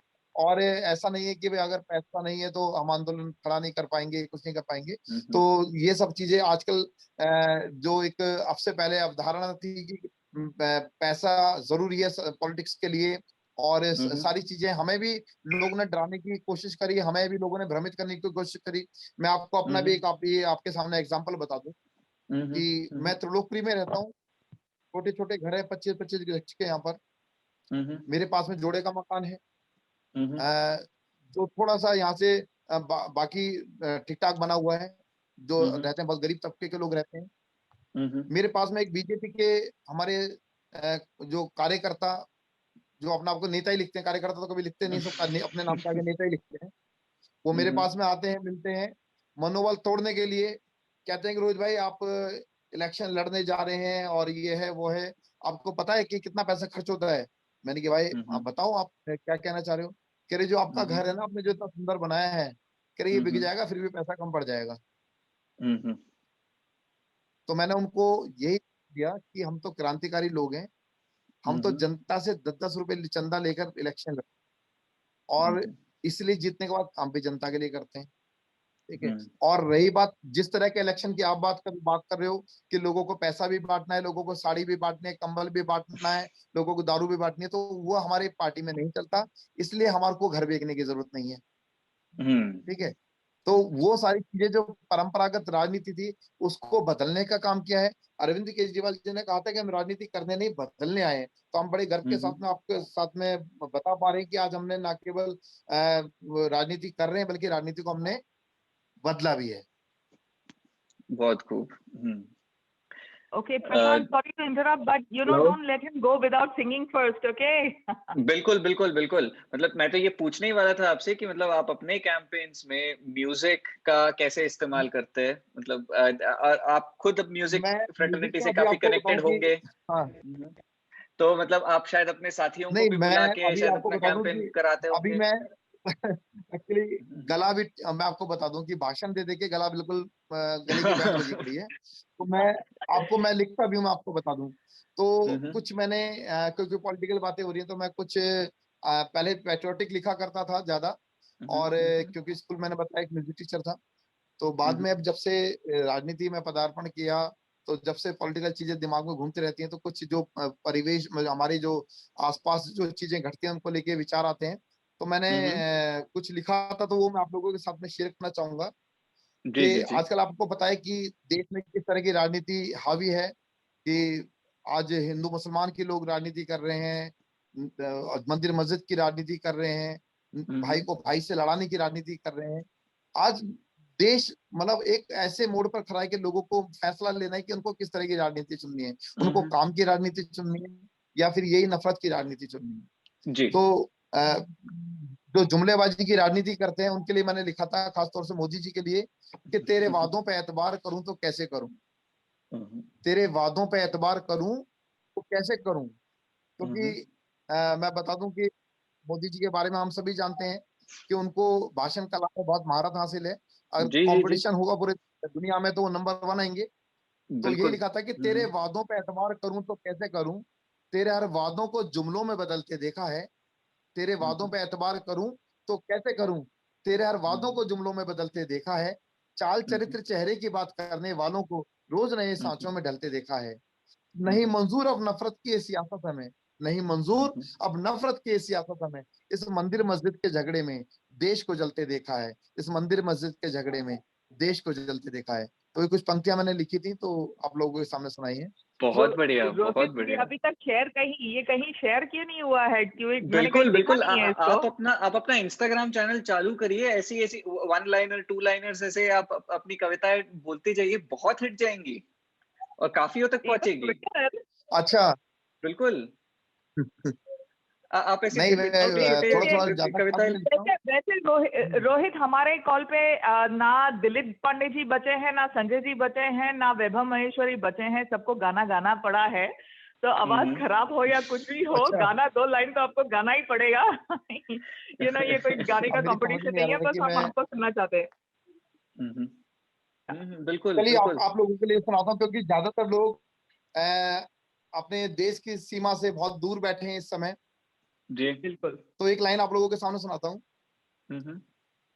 तेरे दामन से जो आए उन हवाओं को सलाम, तेरे दामन से जो आए उन हवाओं को सलाम, चूम लूं मैं उस जुबां को जिस पे आए तेरा नाम, सबसे प्यारी सुबह तेरी सबसे रंगी, तेरी शाम तुझ पे दिल कुर्बान, तू ही मेरी आरज़ू, तू ही मेरी आबरू, तू ही मेरी जान, ऐ मेरे प्यारे वतन, ऐ मेरे बिछड़े चमन, तुझ पे दिल कुर्बान, तुझ पे दिल कुर्बान, तुझ पे दिल कुर्बान। बहुत खूब, बहुत बहुत खूब, खूब। एक्सीलेंट। बाकी पार्टी काम को आपको सच पर्सनली में मिलेंगे तब आपको बात यूज करना करेंगे चाहिए और थैंक यू। कैंपेन्स के लिए। हाँ, बिल्कुल। पार्टी आपको यूज कर नहीं, मैंने पार्टी बनाए, आपको गाने यूज भी क्यों नहीं बनाए करती? कैंपेन के लिए। हम्म। नहीं जी, पूरा भरपूर यूज करते हैं, ऐसी बात नहीं है। चलो बढ़िया है, बढ़िया है, बढ़िया है। हाँ। आपको संजय सिंह के बर्थडे पे गाते हुए सुना था, तो इसलिए सुनना जरूरी था ये।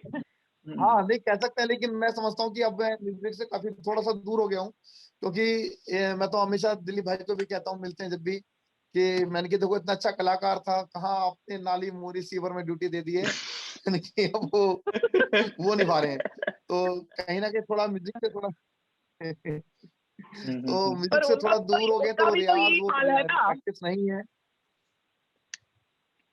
हाँ नहीं, दिलीप दिलीप भाई जी का भी बहुत तो अच्छे यही हाल कलाकार हैं, और मैं उनका बड़ा सम्मान करता हूँ।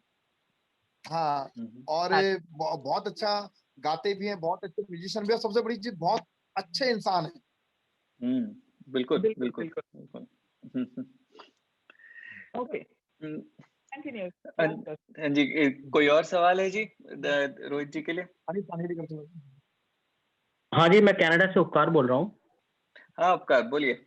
हाँ बोलिए जी। मेरा क्वेश्चन है कि अभी आपने रोहित जी नमस्ते, आपसे क्वेश्चन है क्योंकि आपने अभी बोला कि मतलब मंदिर मस्जिद की राजनीति में हम लोग नहीं पढ़ना चाहते हैं, लेकिन अभी कुछ दिन पहले क्योंकि हम लोग सब बाहर रह रहे हैं तो हम लोग भी थोड़ा न्यूज़ सुनते रहते हैं, लेकिन अरविंद जी का एक बयान आया था मीडिया में, न्यूज़ चैनल्स पे, कि कुछ वृद्ध लोगों को राम मंदिर के लिए यात्रा के लिए फ्री में, मतलब एक्सपेंसेस उनके बियर किए जाएंगे, ऐसा कुछ न्यूज़ हाँ आया बिल्कुल था। बिल्कुल, और बीजेपी के जो तो हमारे सदन में नेता हैं, उन लोगों को भी हमने अरविंद जी ने इनवाइट किया था कि जब राम मंदिर बन जाएगा तो दिल्ली सरकार सबको, जितने भी हमारे यहाँ बुजुर्ग हैं, उनको वहां पर तीर्थ यात्रा स्कीम जो दिल्ली सरकार की है, उसके तहत वहां पर राम मंदिर के दर्शन कराने भी, रामलला के दर्शन कराने भी लेके जाएंगी,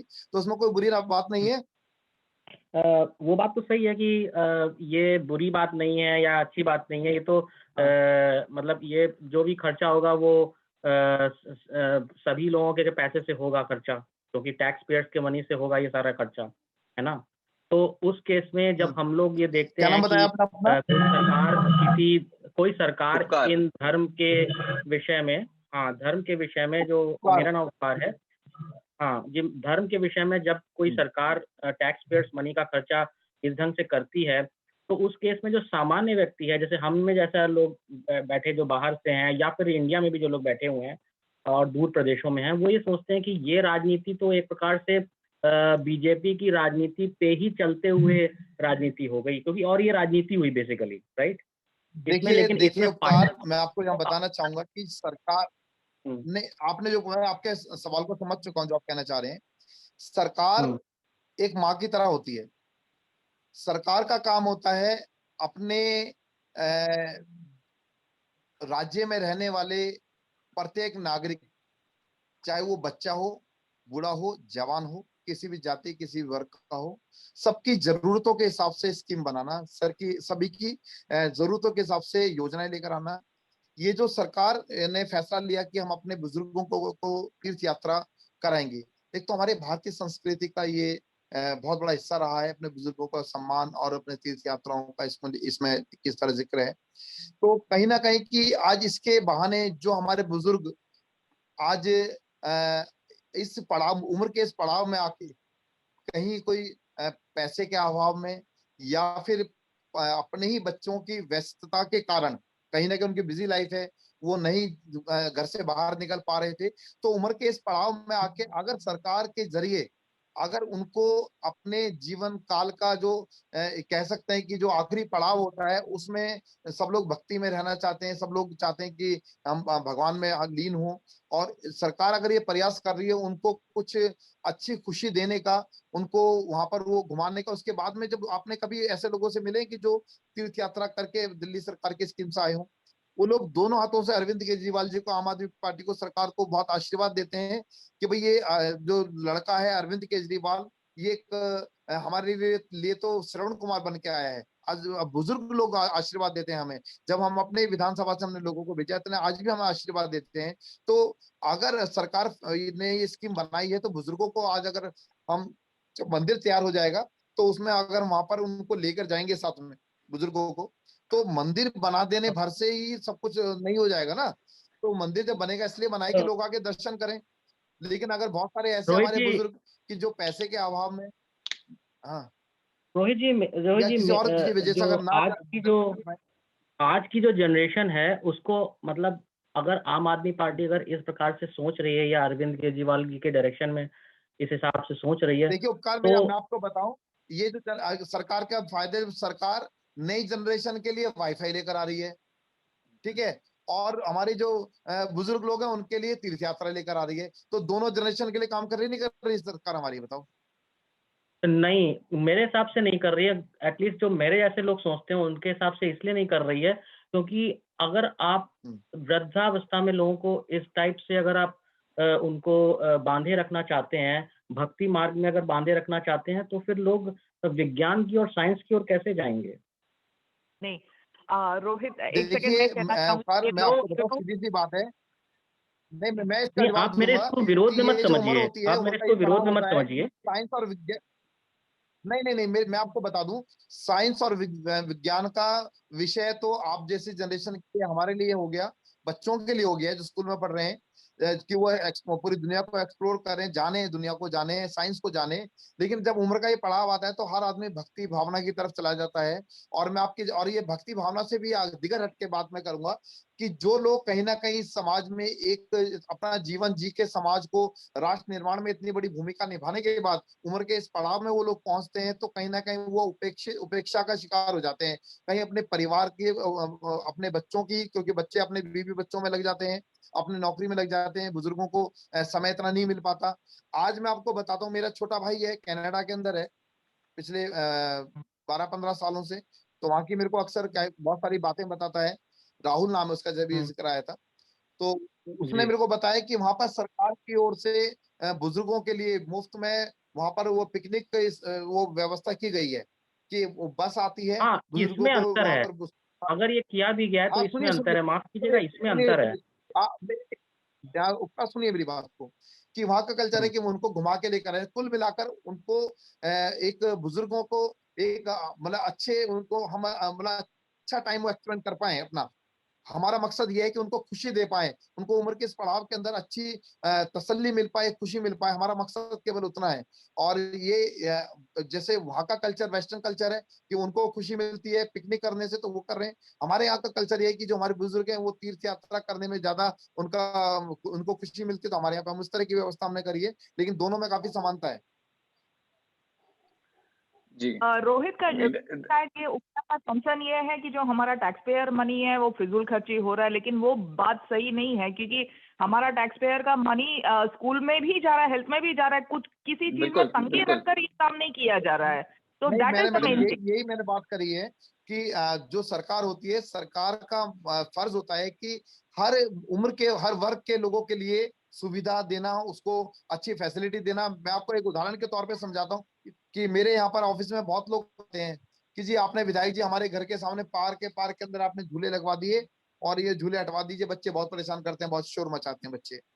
तो मेरा जवाब उनके लिए होता है, देखो जी, सरकार माँ होती है, सरकार का फर्ज होता है बच्चों के लिए भी सुविधाएं बनाए, बुजुर्गों के लिए भी बनाए, नौजवानों के लिए। मैंने कि आज आप बड़े हो गए हो तो आपको झूले बुरे लग रहे हैं, आप अपना बचपन याद करो।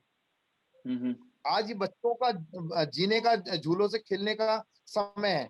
तो आज अगर बच्चे नहीं खेलेंगे तो कौन खेलेगा? अगर आपको थोड़ा लग रहा है कि बच्चे शोर मचा रहे हैं क्योंकि आप उस उम्र के उस पड़ाव से निकल चुके हो, तो हो सकता है कि आपको लगे नहीं यार बच्चों के लिए झूले लगा देते ये तो टैक्स पेयर का पैसा बर्बाद हो रहा है, हमें तो बच्चों के लिए भी तो योजना बनानी है और वैसे हमें बुजुर्गों के लिए भी बनानी है। तो केवल ये नहीं कि अगर केवल कमाने वाला जो वर्ग है, केवल जवान आदमी कमा रहा है तो केवल जवान लोगों के लिए सरकार जो टैक्स केवल जवान आदमी दे रहे हैं, या मतलब कह सकते हैं कि भाई 20 साल से लेके 60 साल की उम्र के लोग ही टैक्स देते हैं, तो जितनी योजना बने 20 साल से लेके 60 साल तक के लोगों के लिए ही योजना बने, तो ये कहीं ये पूरी तरीके से न्याय संगत नहीं होगा। सरकार का फर्ज होता है हर आदमी के लिए, व्यक्ति के लिए अच्छी स्कीम लेकर आना, अच्छी योजनाएं बनाना, और ना केवल योजना बनाना, उनको जमीनी स्तर पे लागू भी करना ताकि लोगों को उसका लाभ मिल सके। जी बिल्कुल बिल्कुल बिल्कुल। धन्यवाद जी रोहित जी। मुझे बस इतना ही मुझे कोई कहना था कि ये सरकार जो होती है ना, ये अगर भावना अगर सब लोग रखने लगेंगे कि माँ की तरह होती है या माँ की तरह मानना चाहिए, इसमें बहुत बड़ा डिसएग्रीमेंट है मेरा आपसे, क्योंकि सरकार जो होती है वो सर्विस प्रोवाइडर होती है।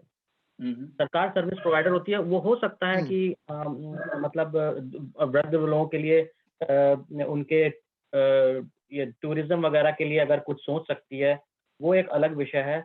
लेकिन अगर हम इस भावनाओं में ही जकड़े रहेंगे तो फिर हम जो है ना वो मतलब विकास प्रगतिशील सोच में नहीं जा रहे हैं फिर।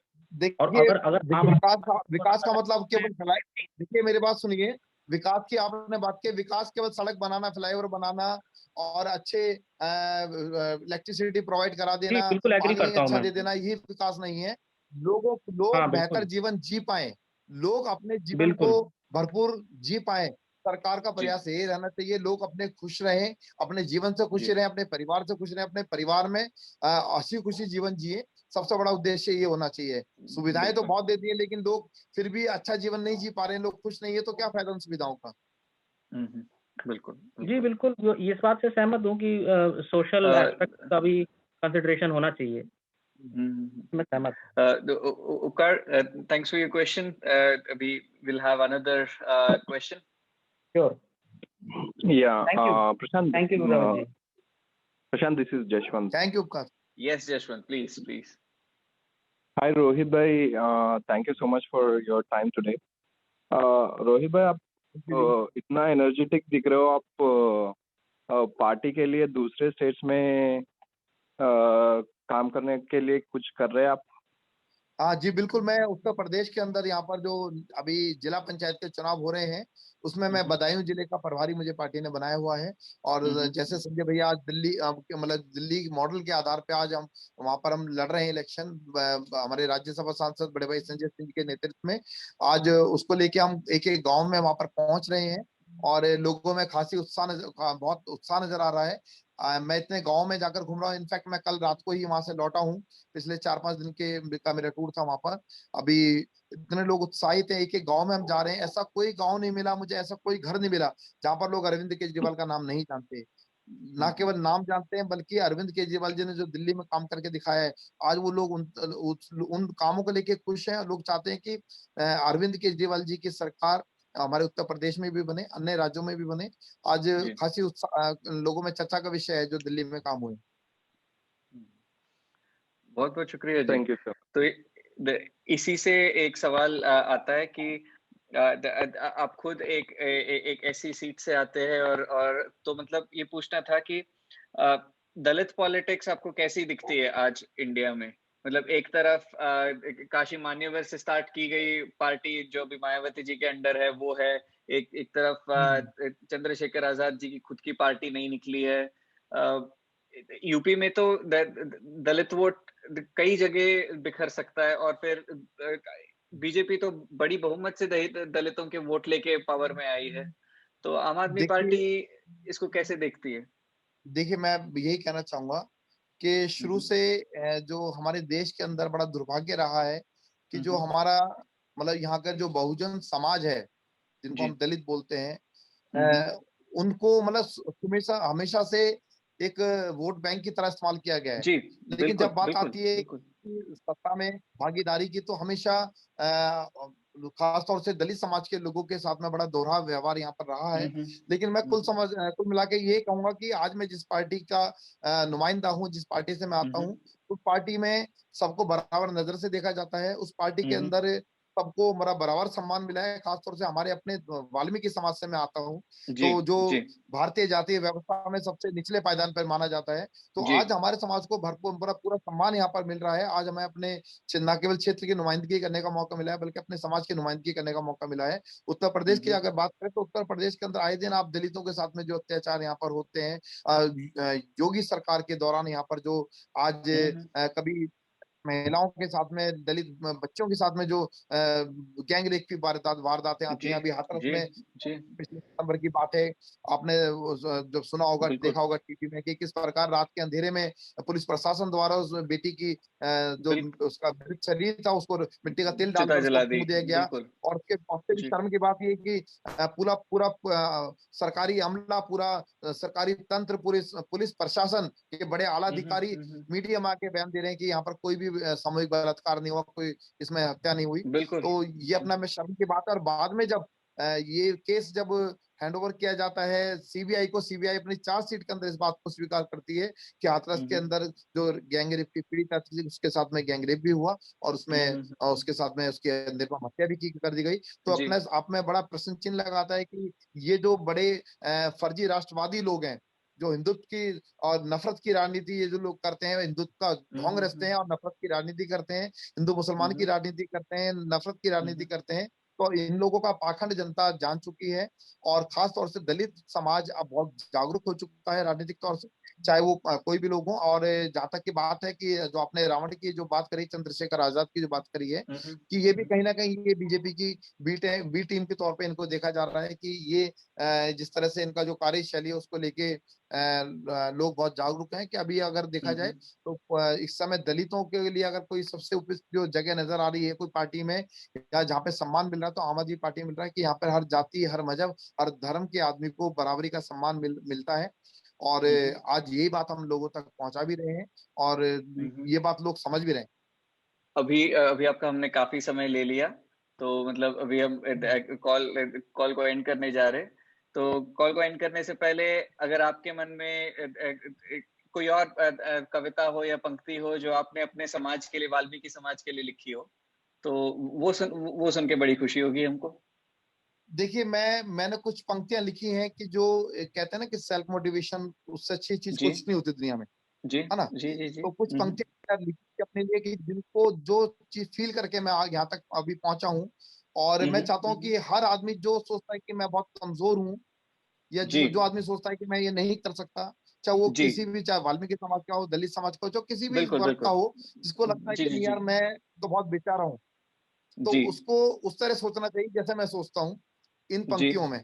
मैं आखिरी पंक्तियों में आपसे मैं ये आपको पहले थैंक यू भी बोलूँ कि आप सबने इतना मेरे को मौका दिया आपके बीच में बोलने का। तो मैं अपनी पंक्तियां आपके बीच में रखता हूँ कि जो एक अपने आप को सेल्फ मोटिवेट करती है। कि जी मुश्किलें अक्सर मेरे हौसलों का इम्तहान लेती हैं। क्या लिखा है?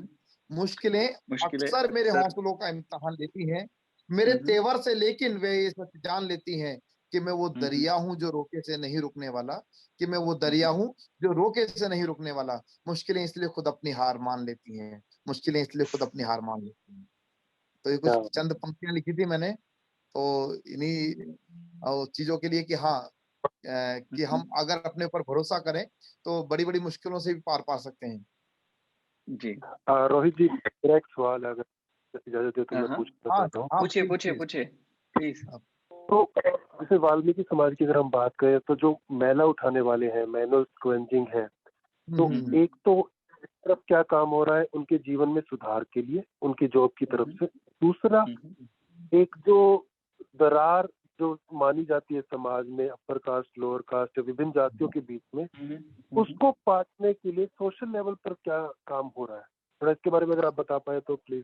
देखिए, मैं आपको बताऊं कि अभी ये बहुत ही दुर्भाग्यपूर्ण है कि हमारे देश के अंदर जो जातीय व्यवस्था रही, उसके अंदर एक इंसान को जानवर से भी बदतर जीवन जीने के लिए मजबूर किया गया। जी मैं ये हमेशा कहता हूं कि मेरा मेरा जन्म मेरे हाथ में नहीं था, और मैं समझता हूं आपको भी, आपके नहीं पता था कि आप किस बिल्कुल घर में जन्म लेने वाले हैं। ईश्वर ने मुझे जिस घर में जन्म दिया, तो मैं समझता हूँ कि मेरा जन्म मेरे हाथ में नहीं था, मेरा कर्म मेरे हाथ में है। मैं क्या कर सकता हूँ, मेरे को क्या करना चाहिए। तो यही भावना हम लोगों को बताते हैं, अपने लोगों में अवेयरनेस के लिए, सोशल अवेयरनेस के कार्यक्रम हम शुरू से करते आ रहे हैं। मैं एक समाज सेवी परिवार से हूँ, मेरे दादाजी बहुत बड़े समाज सेवी रहे हैं। पूरे त्रिलोकपुरी क्षेत्र के आज 32 साल उनको गए हुए हो गए, लेकिन उनके अच्छे काम आज भी लोगों को याद हैं।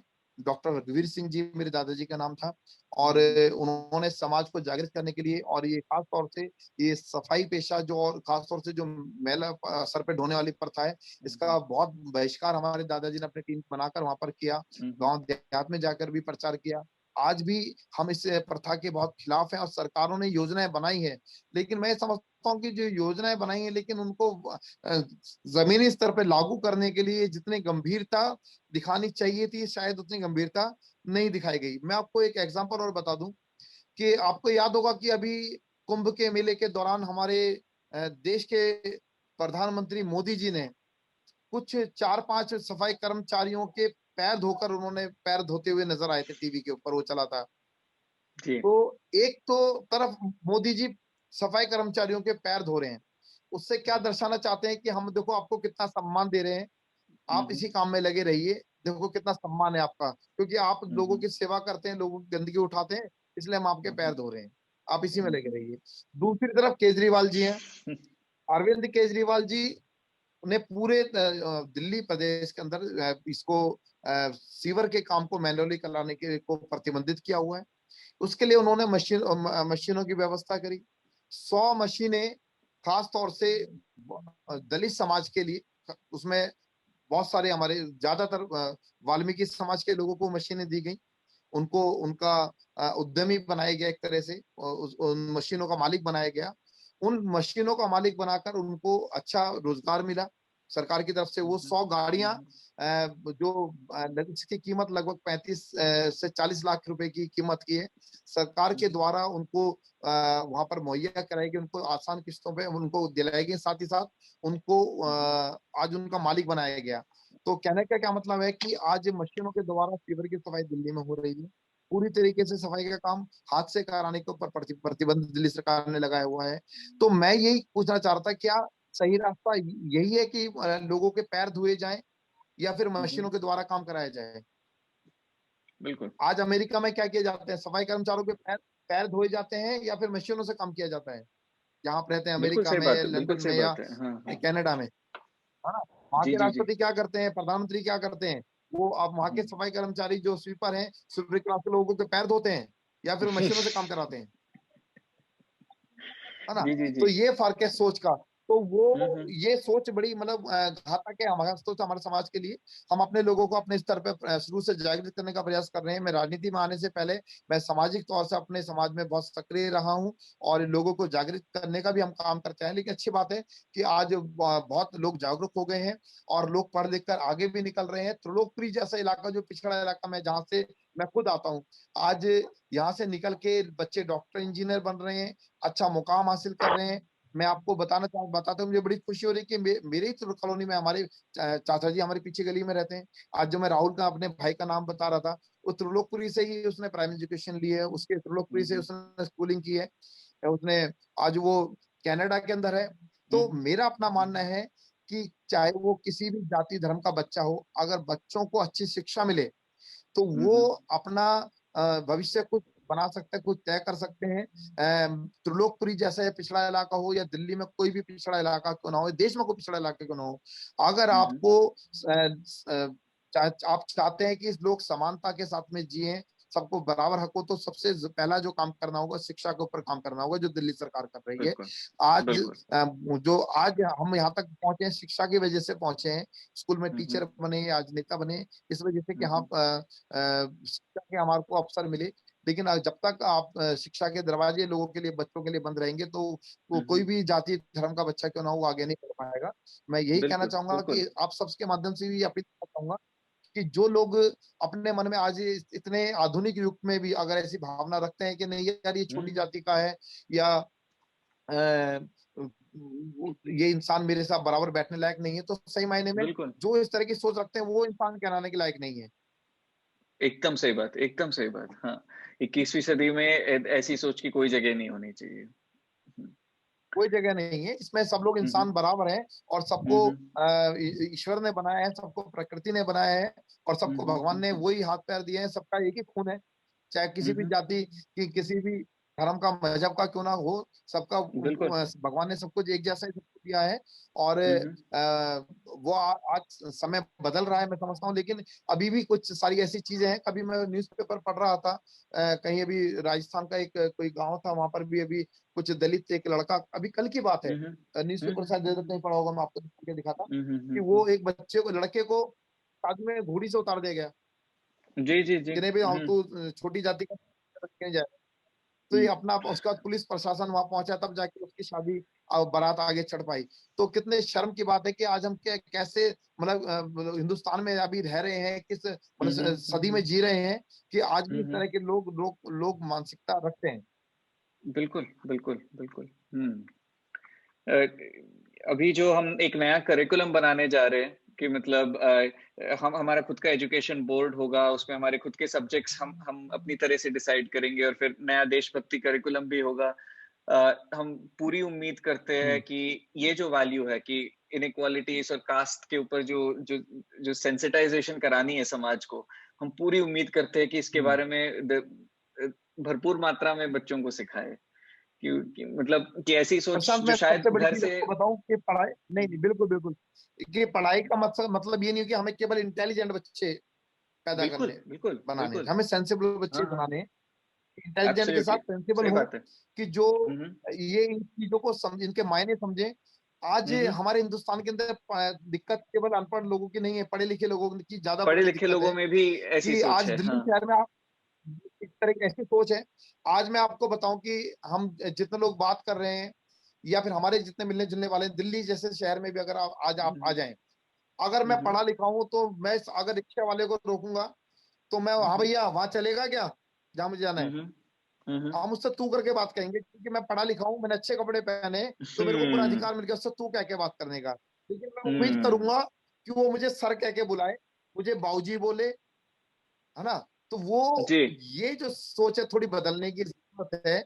आज हम लोग शुरू से जो हमारी ये दोहरी शिक्षा नीति रही है देश के अंदर, कि गरीबों के बच्चों के लिए अलग तरह की शिक्षा व्यवस्था, और बिल्कुल जो पैसे वाले लोगों के लिए अलग तरह की शिक्षा व्यवस्था, वो इसके लिए बहुत बड़ी जिम्मेदार है। हमारे एकदम स्कूल के एकदम। टाइम पे ही बच्चों के अंदर ये भावना पड़ जाती है कि मैं बहुत सुपीरियर हूँ, क्योंकि मैं प्राइवेट स्कूल में पढ़ता हूँ। ये सामने जो बच्चे वो आ रहे हैं, ये झोला सा टांग के, ये बच्चे सरकारी स्कूल में पढ़ने वाले हैं, मुझसे बहुत डाउन है। तो इस तरह की भावनाएं हमारे मतलब बचपन से ही हमारे बच्चों के दिलों में पड़ जाती है, जो कि बहुत ही खतरनाक चीज है देश के बिल्कुल लिए, क्योंकि बिल्कुल। देशवासी, हर आदमी को बराबर जीने का अधिकार है। आज जब मेरे को आप जैसे लोग बताते हैं, जो एनआरआई है, जो अलग, जो समृद्ध विकसित राष्ट्रों में रहते हैं, देशों में रहते हैं, कि वहां पर कोई भी छोटा बड़ा के वो नहीं है। अगर आज आपका घर में काम करने वाला प्लम्बर है, वो भी रेस्टोरेंट में बैठ के आपके साथ में बैठ के बिल्कुल कॉफी पी रहा बिल्कुल होगा, या आपके बिल्कुल बिल्कुल। आपके साथ में जाके वो इवनिंग में कहीं भी बैठा होगा। और वो ऐसा नहीं है कि वहां पर कि नहीं, हम सोचे नहीं यार ये तो मेरे से छोटा आदमी है।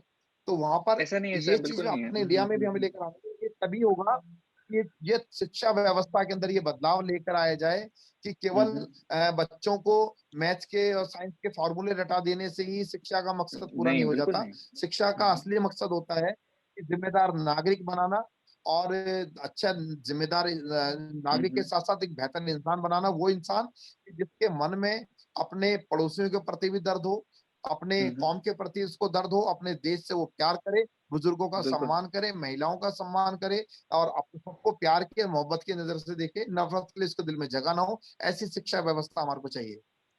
एकदम एकदम, बिल्कुल सही बात, बिल्कुल सही बात। बहुत बहुत शुक्रिया जी, आपने बहुत सारे सवाल लिए हमारे। कोई कोई और सवाल बचे रोहित जी के लिए? रोहित जी धन्यवाद, आपने बड़ा विस्तार से जवाब दिया। एक प्रश्न और है कि अगर आप थोड़ी सी लाइट, बताइए। गांव में अक्सर एक प्रथा रहती है कि जहां मेला ढोलने वाले जाते हैं और जो जिनके घर जाते हैं, वो पानी का गिलास या बर्तन अलग रख देते हैं। तो आज के समय में क्या अनुभव है, क्या ये अभी से चल रहा है? तो अगर किसी को सेंसिटाइज करना है तो क्या बात की जाती है, क्या बताया जाता है, कैसा है अगर इसके बारे में थोड़ा सा आप हमें सेंसिटाइज कर पाए, हमें बता पाए देखिए तो मैं हमें अभी आगे। आपको बताऊं कि अभी पिछले काफी समय तो मैं मेरे इस मामले सामने ऐसा कोई मामला नहीं आया है। मैं आपको कोई झूठ नहीं बोलूंगा इस मामले को लेके कि अभी फिलहाल गांव देहात में भी चीजें थोड़ी बदली हैं। लोगों ने इन चीजों को समझा है और इन चीजों के मायने बदले हैं अब। लेकिन पूरी तरीके से ये चीजें खत्म हो गई मैं ऐसा नहीं कह सकता।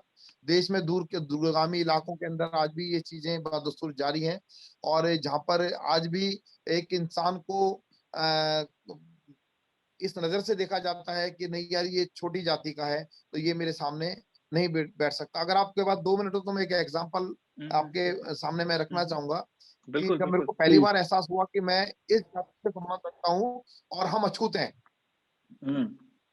हम अनटचेबल हैं, ये मेरे को जो पहली बार जब फील हुआ वो कब हुआ मैं आप लोगों के सामने बताऊं तो आपको इतनी गंभीरता से पता लगेगा कि हाँ यार कि ये जो व्यवस्था है, जातीय व्यवस्था हमारे देश के अंदर जो है और ये सब चीजें जो है छुआछूत है, ये बिल्कुल एक सभ्य समाज में इस चीज के लिए जगह नहीं होनी चाहिए। मैं आपको बता दूं त्रिलोकपुरी इलाके में हम आते हैं तो ज्यादातर हम हमारे पड़ोस में हमारी अपनी कम्युनिटी के लोग हैं तो हमें कभी एहसास नहीं हुआ क्योंकि भाई छुआछूत क्या होती है। जिन स्कूल में हम पढ़ते थे वहां पर ज्यादातर हमारी कम्युनिटी के दलित समाज के पिछड़े समाज के लोग रहते थे तो वहां भी इस छुआछूत का कोई कभी कोई ऐसा वाक्य नहीं आया। मैं मेरी उम्र रही होगी कि कोई 12-13 साल की उम्र का मैं था तो मैं अपने एक बुलंदशहर के पास में जंगीराबाद जगह है वहां पर हमारे रिलेटिव है, हमारे फूफा जी की सिस्टर की शादी थी। तो शादी में हम लोग गए थे, 1-2 दिन पहले वहां पर पहुंच गए थे। तो वहां पर पहुंचकर मुझे पहली बार मैंने ये छुआछूत का जो भेदभाव का मैंने ये सामना किया कि जो आगे तक मेरे को अभी तक याद है और मेरे ये कितने गंभीर विषय है इसको मैं इतने छोटी उम्र में मैं समझ गया था कि मैं बताना चाहूंगा कि हमारे जो वो परिवार है, मेरे फूफा जी एयरफोर्स के अंदर सीनियर वारंट ऑफिसर रिटायर हुए हैं, उनके सारे भाई अच्छे पोस्टों पे हैं। तो उस गांव का सबसे पढ़ा लिखा परिवार हमारे फूफा जी का परिवार, वाल्मीकि समाज का, ठीक है। और वाल्मीकि समाज का परिवार था वो, लेकिन पूरे परिवार में सभी जातियों के अंदर सबसे पढ़ा लिखा अच्छा परिवार वो उनका एयरफोर्स में काम करने वाले सारे लोग। हमारे फूफा जी के पिताजी भी एयरफोर्स में थे, वो रिटायर थे, अपने गांव में रह रहे थे। उस समय वो उस गांव के प्रधान चुने गए थे, रिजर्व सीट थी।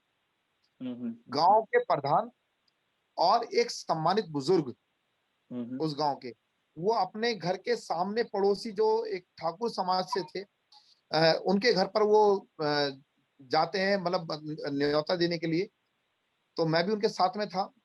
तो मैंने देखा कि वो जो सम्मान उनके जो सामने वाले पड़ोसी थे, अगर आर्थिक स्थिति की बात की जाए तो दोनों बराबर थे। ऐसा नहीं था कि उनके बहुत बड़े महल बने हुए थे, वो भी गरीब।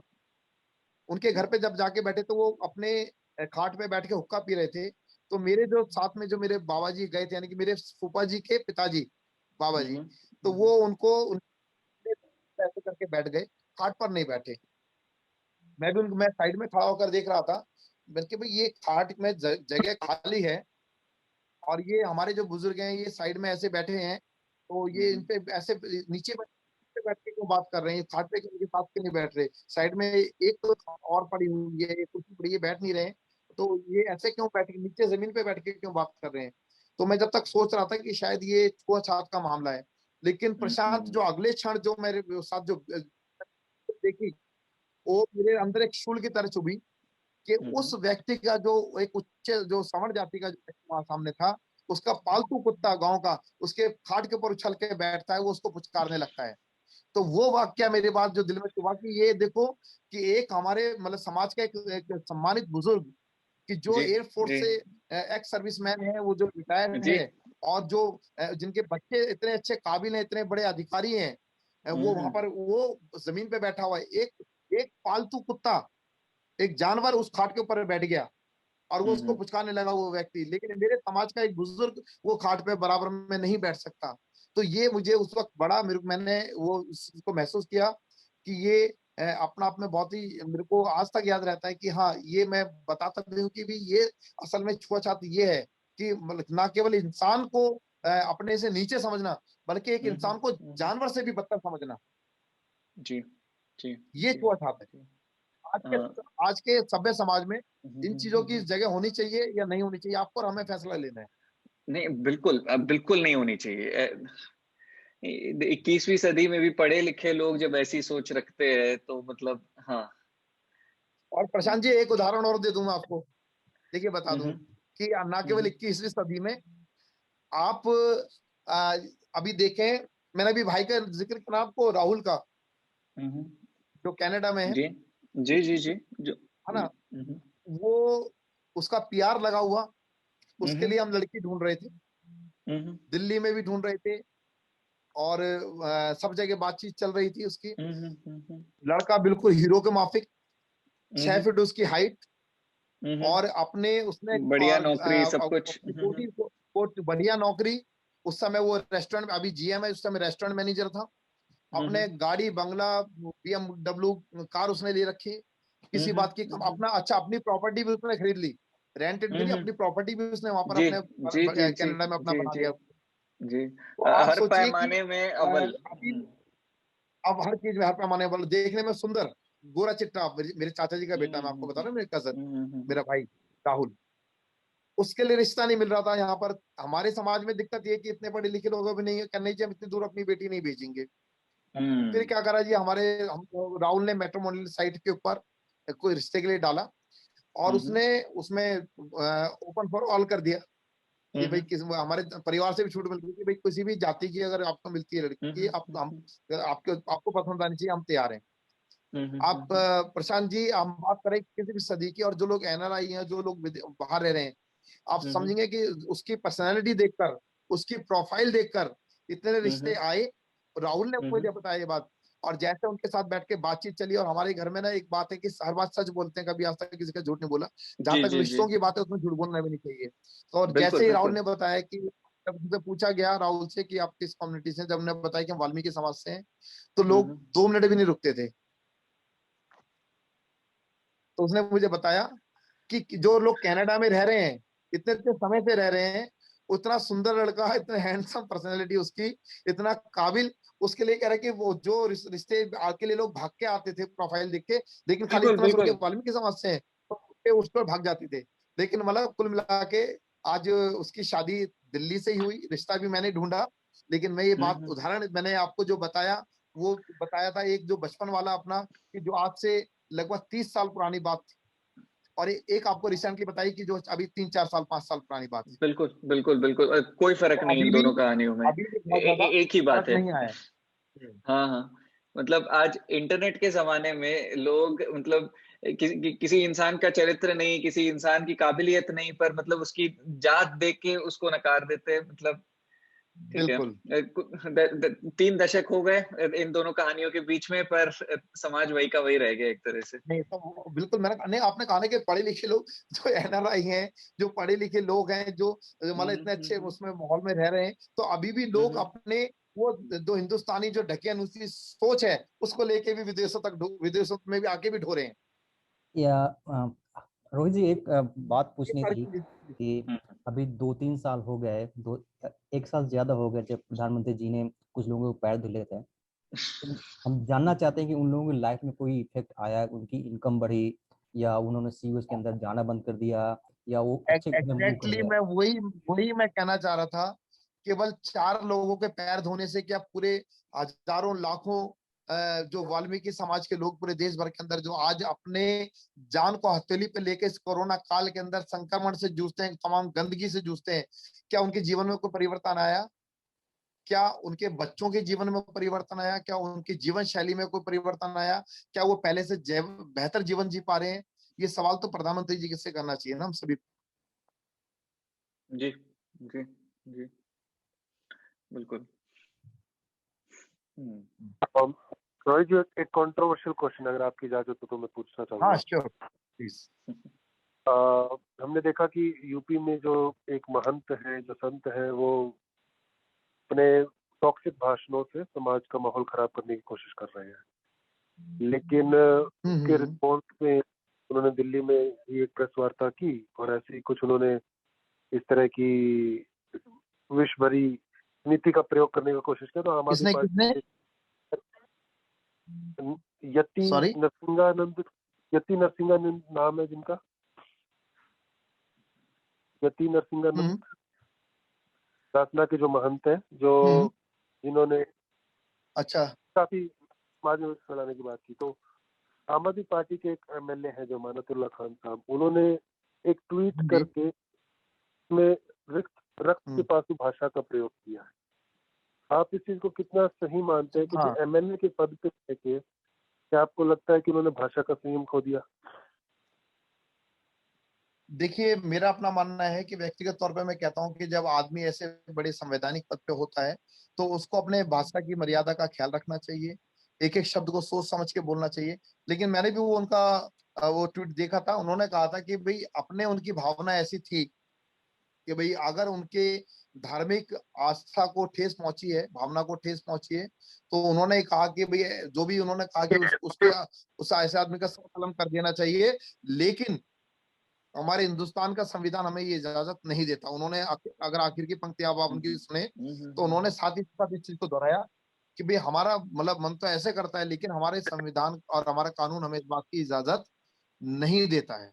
तो आप उनकी आखिरी पंक्ति भी देख लीजिए कि जहां तक उन्होंने बोला कि उन्होंने जो गुस्ताखी की है किसी की भी धार्मिक भावना को ठेस पहुंचाने की, उनका जुर्म तो इस हद तक का था, लेकिन वो उसको उन्होंने ये भी साथ में क्लियर कर दिया कि हमारा संविधान इस तरह की हिंसा की, इस तरह की चीजों की इजाजत नहीं देता। ठीक है जी, धन्यवाद।